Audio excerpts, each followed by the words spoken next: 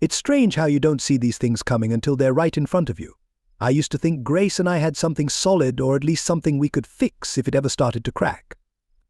We'd had our highs and lows, like every couple, but recently things felt off, like a small fracture you don't notice until it's too big to ignore. Looking back, I can't believe how much I missed or chose to overlook, dismissing it as just a phase or stress from work. Turns out it was more than that, a lot more. It began subtly, or maybe it didn't, and I was just too wrapped up in other things to see it. One night after she got home late again, I realized she barely even looked at me anymore, let alone made small talk. When she did speak, her answers were brief, like she'd rather be somewhere else. Even when we were in the same room, she felt distant, like she was 1,000 miles away. She'd fixate on her phone or seem lost in her thoughts, and any attempt I made to reach her felt forced, like pulling teeth. It was odd, especially for us. We used to talk about everything from weekend plans to baby names for someday, but now none of that was on the table. She'd brush me off, saying she was tired or overwhelmed with work. The first time I thought something might really be wrong was one morning at breakfast. We were both sitting with our coffee, the morning light coming through the window, and she was completely engrossed in her phone. I'd never seen her so distant. Then suddenly she smiled at whatever was on her screen. I can't explain it, but there was something in that smile, something private, as if what was on her phone mattered more than anything we'd ever shared. Half-jokingly, I asked, "Who's making you smile like that?" She froze for a split second, then quickly brushed it off with, "Oh, it's nothing," and changed the topic before I could react. I felt a pang, a sort of instinct, but pushed it down, telling myself maybe it was work or maybe I was just reading too much into things. Yet, the uneasy feeling didn't leave. After that, things only got stranger. She began dressing differently, buying new clothes and accessories that didn't align with our usual budget. When I asked, she'd say something about needing to look the part at work. But it didn't sit right with me. This was Grace, the woman who once laughed at designer brands, now looking like she just stepped off a runway. She'd never been one to fuss over her appearance, but now she seemed like a different person. Then came the parties. I'd always been the one to coax her into social gatherings, but suddenly she was the one going out, attending work events I wasn't invited to. She'd tell me they were strictly business and wouldn't even let me drive her. One evening I decided to surprise her, hoping to catch her off guard. I imagined her face lighting up, her hugging me and introducing me to her colleagues. But that wasn't how it went. I walked in and saw her, laughing and leaning close to her boss, Max. I'd heard of him before she'd mentioned him a few times, but seeing them together, the way they looked at each other, felt like a punch to the stomach. She was smiling at him as though he was the most fascinating guy in the room. When she saw me, she looked stunned, like a deer in headlights. She stammered, said she had to go, and practically dragged me out before I could say a word. I tried telling myself it was nothing, but my gut wouldn't let it go. I didn't know who to talk to. I couldn't tell my family, it was too embarrassing. So I reached out to Lawrence, an old friend of ours who's known us for years. I explained everything: Grace's coldness, the phone, the new clothes, the work party with Max. He just listened. He didn't dismiss my worries or say I was paranoid. Instead, he suggested I talk to her, maybe even try couples therapy. I knew he was right. If there was any hope, we needed to address it. But when I brought it up to Grace, she shut it down almost instantly. Therapy, she scoffed. What do we need therapy for? She brushed off my concerns, saying I was overreacting and making a big deal out of nothing. The way she looked at me, as if I were beneath her, hurt more than I'd like to admit. That's when I knew something was truly, deeply wrong. This wasn't just a rough patch, it was something else entirely. In the weeks that followed, I began noticing things I'd been blind to, or maybe just ignored. She'd come home late, then later still, until there were nights she didn't come home at all. She'd claim she was on business trips, but I'd catch her in small lies, saying she was at a conference without any evidence, avoiding my calls, barely responding to my texts. Physical closeness became non-existent. She'd brush me off with a "I'm tired" or "maybe tomorrow," as if I was more of a bother than her husband. Even when she was right beside me, she felt distant. I couldn't just sit by and let it eat me alive. I needed answers, so I did something I never thought I'd do. I started snooping.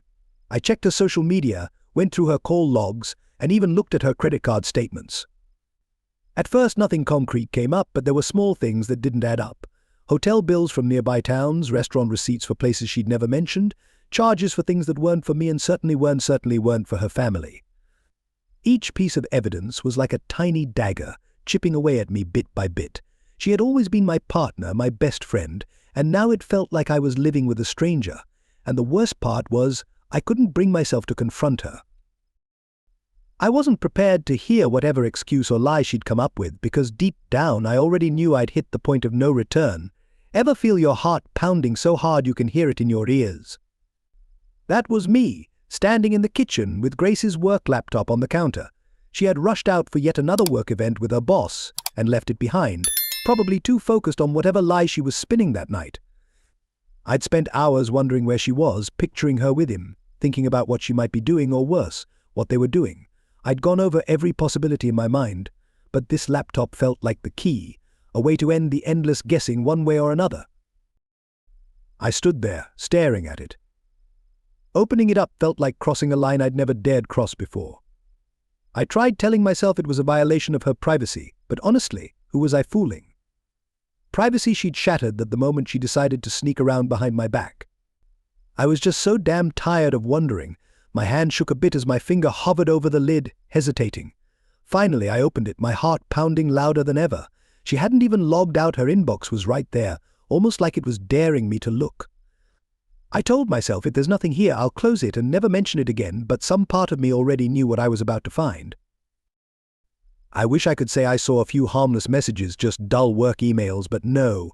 Right at the top of her inbox was an email from her boss, Max. Just seeing his name felt like a punch to the gut, but I clicked on it, and there it was in plain text messages full of flirtation that left no room for doubt. Phrases like "looking forward to our meeting tonight," and "you looked stunning last night." They mentioned promotion meetings, but the only thing they were promoting was their little private show. The words blurred in front of me, and I had to blink to keep reading. My stomach twisted, as if I'd swallowed poison. She'd written about me too. She'd called me underdeveloped, and lacking ambition apparently. I wasn't the kind of partner she needed. The irony? I'd been the one supporting her every step of her career. She used to thank me for pushing her, for being her rock. Now I was just something she'd outgrown. I kept scrolling through email after email after email, every detail of their relationship right there in her inbox, almost like she didn't care if I found out. She hadn't even bothered to hide it. I felt like an idiot for thinking her late nights at work were just dedication to her job. Turns out, the only thing she was committed to was Max. Every single message, each small romantic hint they traded, felt like a stab in the heart. The worst part, seeing how she talked about me, like I was some kind of obstacle or joke. She described me as though I were holding her back, like she was trapped. The woman I thought I loved had turned into a stranger who apparently despised me enough to parade around with her boss while I sat at home, clueless. I'd had enough. I closed the laptop, but the betrayal was too much to keep in. That night I called Lawrence, the one friend who'd listened to my suspicions and taken me seriously. I told him everything, all the details I'd uncovered, every sickening word they'd exchanged. He was quiet for a moment, just listening, and then he said, "Reed, you need to think about your next steps. Just confronting her might not be enough." He suggested reaching out to Max's wife, Karen, to see if she knew anything about this. I hadn't thought of it, but as Lawrence talked, it started making sense. I'd been so wrapped up in my own misery that I hadn't considered that someone else might be suffering alongside me. Lawrence mentioned he'd noticed some things between Grace and Max, but hadn't wanted to interfere. When I found Karen on social media, my hands were still shaking. I sent her a message explaining the situation as gently as I could. I didn't want to come off as crazy, but I needed answers, and she was the only one who might have them. I didn't sleep much that night, tossing and turning, half afraid she'd respond with denial, say I was imagining things. But Karen replied, and she was blunt, almost like she'd been waiting for someone to reach out. We arranged to meet at a nearby cafe, and when I walked in and saw her, I could tell instantly she was going through her own personal nightmare. She looked exhausted, as if she hadn't slept in weeks. When our eyes met, there was a mutual understanding, a shared devastation that needed no words. I laid everything out for her, the emails, the messages, every sickening detail. She listened, growing paler with each word. Then she began sharing her own suspicions, explaining how Max had been pulling away, making excuses about late nights at work and frequent business trips. She'd sensed something was wrong but hadn't realized the extent. Max, as it turned out, had a pattern he'd manipulated people at work before, but she'd never imagined he'd crossed that line with Grace. Karen didn't break down. If anything, her jaw tightened. There was a fire in her eyes, and I could tell she was just as resolved as I was to take action. She told me more about Max's manipulative ways, how he'd use his influence to get what he wanted from people and toss them aside once they'd served his purpose. Grace was just another pawn in his game, and maybe she didn't even see it, or worse, maybe she did and didn't care. Either way, they were both tangled up in this mess together. It was a relief to talk to someone who truly understood, someone who was just as heartbroken but equally determined to do something about it. As we sat there going over each lie and betrayal, something changed in me. I wasn't going to be the fool who let this slide, who walked away with his head down. I could see that same determination in Karen's eyes. We weren't just victims here, we had a chance to turn the tables and make them pay in a way they'd never forget. We sat there for hours, planning, exchanging details, comparing notes.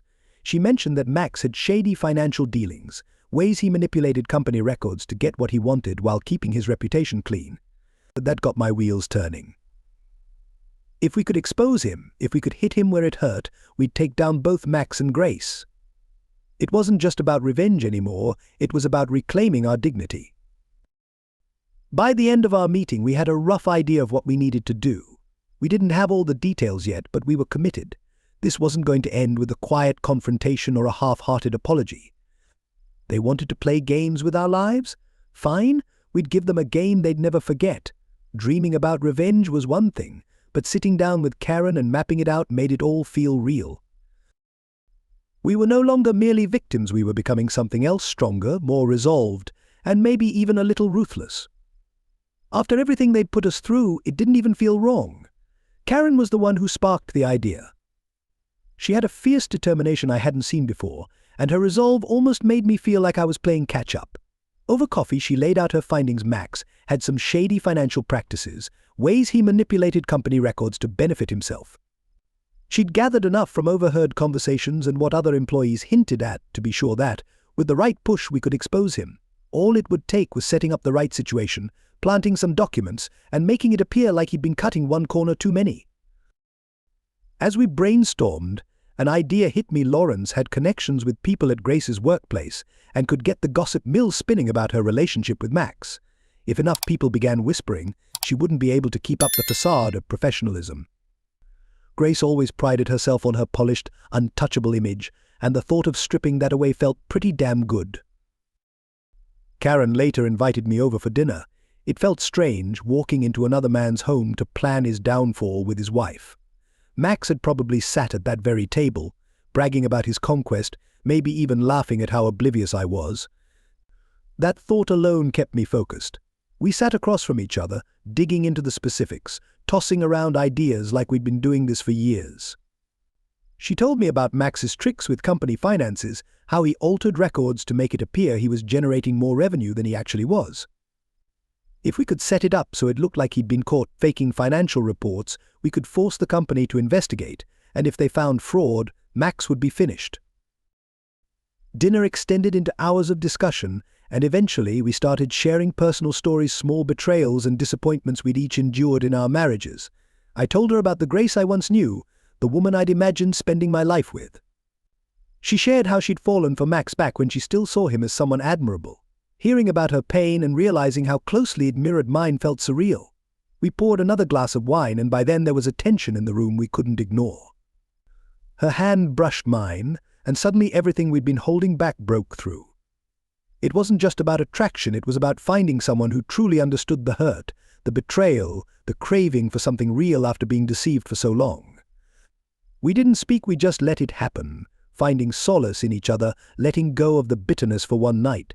For once, we weren't just the betrayed, we were two people seeking comfort in a way neither of us could have predicted. The next morning, we didn't say much about it. We both understood what it meant, and there was no need to overanalyze. We went right back to the plan, focusing on our shared goal. It was time to get serious about bringing in help, so Karen mentioned an old contact named Thomas.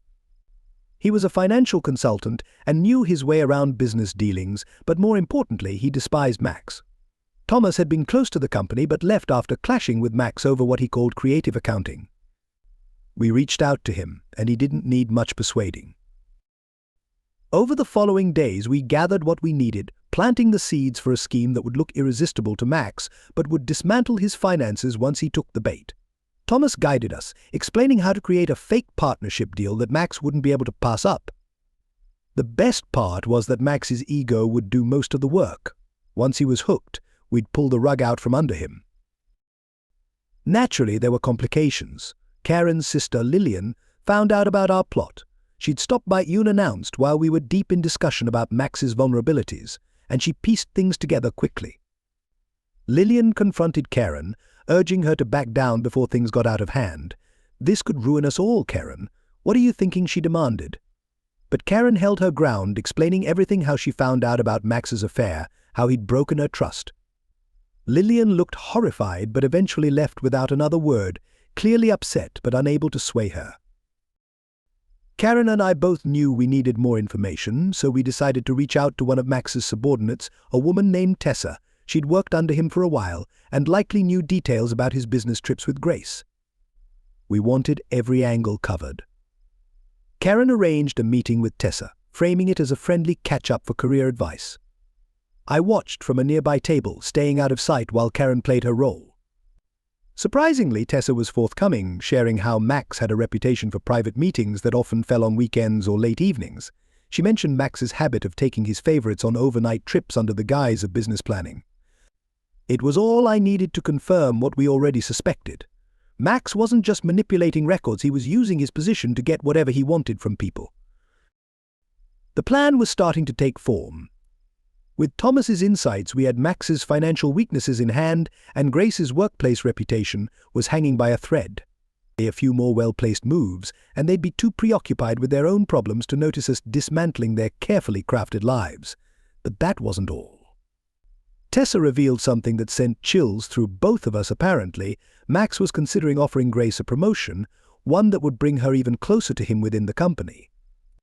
If she accepted, it would make it harder to separate her from his influence and give her even more access to cover for his misdeeds. That realization ignited a sense of urgency in both of us. We weren't merely bringing down two cheaters, we were rescuing them from a toxic connection they didn't even realize was tearing everything apart around them. By the end of that night, the weight of it all hit me. This wasn't just about revenge. It was about reclaiming control of our lives and ending the lies, deception, and manipulation that had tainted our marriages. Karen and I exchanged a final look before we left, a silent promise that no matter what unfolded, we'd see this through together. Thomas was the missing link we'd needed. He was sharp, relentless in his own way, and above all, he couldn't stand Max.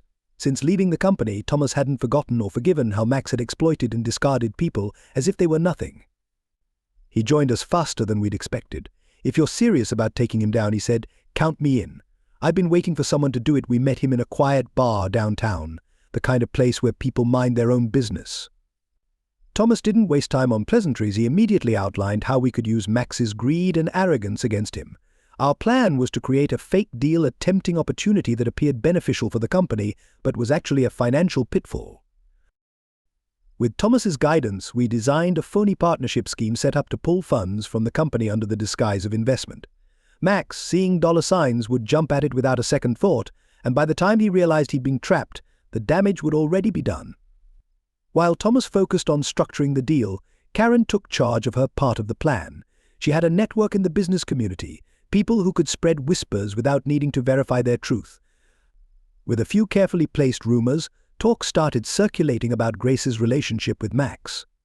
Karen was masterful, never explicit, just enough to plant doubt. Grace had no idea what hit her. Before long, she was noticing the whispers, the judgmental glances from colleagues, and a sudden coldness in the office. She'd built her reputation on professionalism, and now she was being seen as Max's favorite. She couldn't stand it. I could see it in her eyes whenever she came home, frustrated and tense. At first, she shrugged it off as stress, deflecting my questions and barely engaging, but one night I decided to push her, dropping a casual remark about her close work relationship. She went pale, then snapped, saying I couldn't understand because I wasn't ambitious or on her level. The scorn in her tone hit like a slap, and any remaining sympathy I'd had for her vanished in that instant. Not long after, Karen and I tracked down Grant, a former employee of Max's who'd been fired after an ugly fallout. Max had thrown him under the bus to cover one of his own blunders, and Grant had been waiting for a chance to settle the score ever since. When we met him, Grant didn't bother with niceties. He directed us straight to the weak spots in the company's financial records, areas Max had neglected when he'd cut corners. According to Grant, Max had even dipped into company funds a few times to finance his personal lifestyle. Grant's information was a jackpot. It not only validated what we suspected, but provided all we needed to file an anonymous complaint. Karen and I drafted the report with precision, ensuring it sounded credible but impossible to trace back to us. The complaint went directly to the regulatory authorities, and soon enough, the company's accounting team was facing an investigation. Meanwhile, Karen secured access to some vital documents that Thomas required to finalize the phony deal. He arranged everything meticulously, crafting a financial trail that would implicate Max in what would appear to be an embezzlement scheme. Max wouldn't see it coming until it was too late. But things were heating up at home as well. Grace could sense something amiss with her career, even if she didn't realize it was all part of our plan. She was on edge constantly, which made her irritable, especially with me. Every little issue became a confrontation, and she'd throw out insults like "I need someone who can keep up and I'm done settling." It was as if she wanted to drive me away, trying to make it seem like I was the problem. After one particularly harsh rant, I finally snapped back. "Why don't you just be honest, Grace?" I said, barely containing my anger. "Who are you really spending all these late nights with your boss, Max?" She stared at me, eyes widening for an instant, but then her face hardened. "Don't you dare accuse me of that, Reed," she hissed, but her voice lacked conviction. There was no real denial, just a desperate attempt to maintain control. Then, as if on cue, she turned it back on me, accusing me of insecurity and claiming I was holding her back. She said she deserved a better life, and that I was just dragging her down.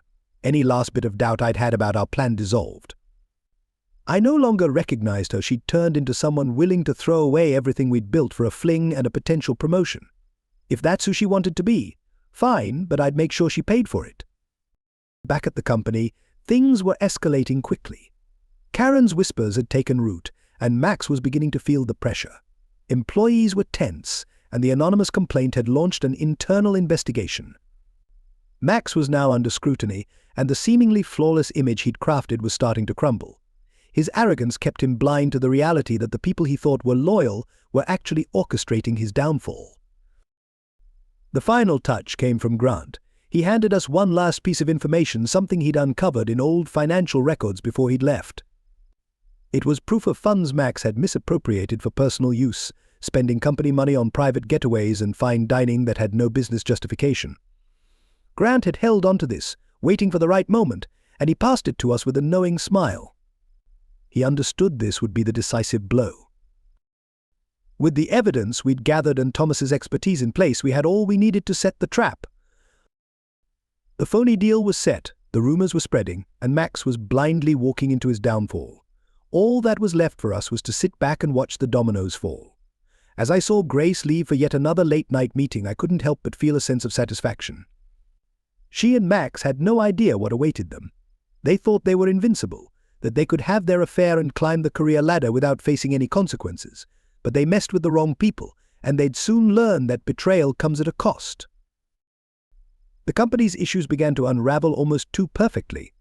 At first, it was a trickle small red flags in the financial records that prompted Max's partners to take a closer look. But just as Thomas had predicted, those minor red flags soon turned into a glaring spotlight on Max's shady dealings. Investors started pulling out of deals, board members became suspicious, and rumors about his special relationships with employees gained momentum. It was a crisis he couldn't hide, and every attempt he made to reassure his partners only made him look worse. Meanwhile, Grace was still blissfully unaware. She was riding high on her new, prestigious role, acting as if she was a rising star within the company. Knowing she thought she was untouchable was infuriating, so when an opportunity arose to bring her back to reality, I seized it. One night, there was a company event, the kind she always insisted I stay away from. This time I decided to show up. I figured that if she was so proud of her professional standing, she shouldn't mind having me there as her husband. When I arrived, I caught her off guard. She looked unsettled, forcing a nervous smile and trying to act as if everything was fine, but it wasn't. I noticed the way people looked at her, the hushed conversations when she wasn't watching. Karen's handiwork was evident, and people were beginning to take notice. This was my moment, and I wasn't going to let it pass. In the middle of her circle of colleagues, I cleared my throat, drawing their attention. She looked at me, her face falling as though she knew what was about to happen. "Grace," I began, keeping my tone steady, "since you're so devoted to your career, why don't you tell everyone here how close you've gotten to your boss?" Max. The crowd fell silent, and I saw the shock and curiosity in their faces as Grace froze, her face going from pale to flushed. She tried to laugh it off, saying I was just being jealous and absurd, but the damage was done. People began murmuring, looking at her differently, and the more she tried to brush off my accusation, the guiltier she appeared. I let her dig her own grave. "You think I'm jealous, Grace," I said, loud enough for everyone to hear. "I'm not jealous, I'm done being humiliated." My words lingered in the air, and the shame on her face was almost satisfying. She stumbled over her response, but there was no coming back from this.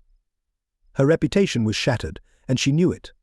As I walked out, leaving her to face the consequences, I felt a strange sense of relief. The truth was finally out. The next day, Grace tried to salvage what little support she had left by going to her parents, hoping they'd take her side. I found out later that she had spun her own version of the story, probably painting me as the insecure husband who couldn't handle her success. But when they learned the full truth, when they understood why our marriage had truly crumbled, they sided with me. I could only imagine her reaction when even her parents refused to defend her. She had placed herself on a pedestal, thinking she was above everyone, and now even her own family saw her for who she had become. The call ended in a fight, with her parents telling her they couldn't excuse what she'd done. For the first time, Grace was truly alone. I thought that might be enough, but later that evening, Lawrence, my friend who'd been there through everything, stopped by to check on me. He listened as I recounted all that had happened, from the confrontation at the event to her family's rejection. There was a sense of closure, but also emptiness. "You know," Lawrence said, resting a hand on my shoulder, "this might be your chance to start over," he went on, encouraging me to build something new for myself, free from the bitterness Grace had left behind. "I'll even back you," he added with a grin.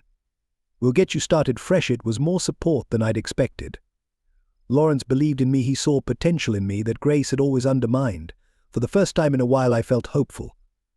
It was like seeing a light at the end of a long, twisted tunnel, a reminder that there was life beyond the chaos Grace had brought into mine. Meanwhile, Karen wasn't finished yet. The internal storm she'd started at the company was tearing apart Max's standing. She knew exactly how to undermine his decisions, spreading rumors among his peers to make him look incompetent. The whispers about his personal indiscretions only fanned the flames, and the cracks in his reputation grew wider. Employees were tense, partners were wary, and Max was quickly running out of allies. Karen's efforts, coupled with the anonymous complaint and the fake deal Thomas had orchestrated, created a perfect disaster. The company was on the verge of collapse, and Max's name was at the center of every scandal. He was scrambling to keep it all under control, but each day made it more obvious that his empire was collapsing. In the days that followed, I watched Grace from afar. She was a shadow of the person she'd pretended to be, her confidence broken, her reputation destroyed. It was ironic she'd spent so long looking down on me, believing I was the one holding her back. But now she was the one who had lost everything. This was the end for Max and Grace, and for me it marked the beginning of something new. Max's empire was on the verge of ruin, and neither he nor Grace saw it coming. The fake deal Thomas had devised worked exactly as planned, revealing every flaw in the financial foundation Max had built his career upon. But that wasn't the worst part. Karen, with perfect timing, had anonymously sent just the right documents to external auditors, validating every suspicion they had and forcing Max into an even tighter corner. The investigation quickly grew serious, with auditors sifting through the records carefully, uncovering inconsistencies, suspicious transactions, and questionable expenses. Max's partners, once loyal allies, began to turn on him as evidence piled up. Rumors became accusations, and accusations transformed into demands. They wanted him out. Karen and I watched from the sidelines as everything played out, needing only to observe as Max's downfall unraveled. His arrogance had made him believe he was untouchable, but now he was the company's biggest liability, and his partners had no intention of keeping him around. But this wasn't just Max's fall. Grace was spiraling too. Her rising star image was gone, replaced by whispers and judgmental stares. She'd become known as Max's companion, and when the scandal went public, her reputation was in ruins. She hadn't just hitched her career to his, she'd tied her future to his downfall. With Max out of the picture, only one task remained for me. I filed for divorce. The moment I handed her the papers, her mask slipped. For the first time in months, she seemed to realize just how serious I was. She tried to dismiss everything, making excuses and twisting things to make it sound like I had misunderstood. To read, it wasn't like that she pleaded, putting on her best regretful expression. I was just caught up in something I thought would be good for my career.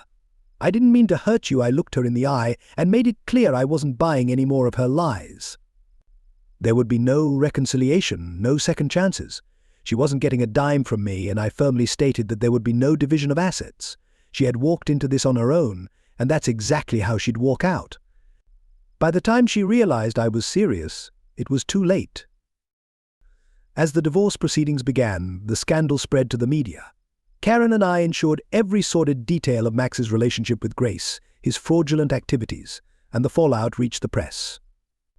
The company's reputation tanked, and Max and Grace were at the center of it all. The business world can be ruthless, and with her name now tied to corporate scandal, Grace quickly discovered how little sympathy people had for her. Job offers vanished, and anyone who'd once been close to her was now conveniently unavailable. Watching Grace's downfall should have been satisfying, but instead I just felt done. The anger and resentment were behind me now. I was focused on what truly mattered moving forward. That's where Joy came in.